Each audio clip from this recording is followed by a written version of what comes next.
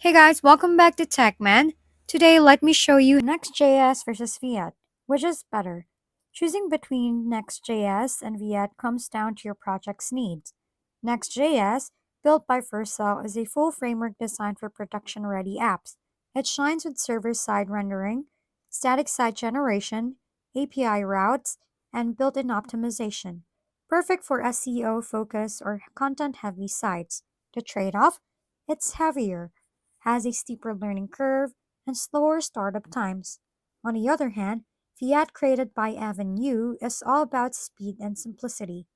It offers lightning fast hot modular placement, works with multiple frameworks, and is excellent for SPAs or smaller projects. However, it lacks built-in SSR or backend support and isn't ideal for SEO-driven sites without extra tools. So if you need full stack power and scalability, go with Next.js. If you want a lightweight setup with a rapid feedback loop for front-end projects, Fiat is the better choice. If we've been helpful, kindly give us a thumbs up and don't forget to hit the subscribe and bell button for more contents. For any questions and suggestions, comment down below.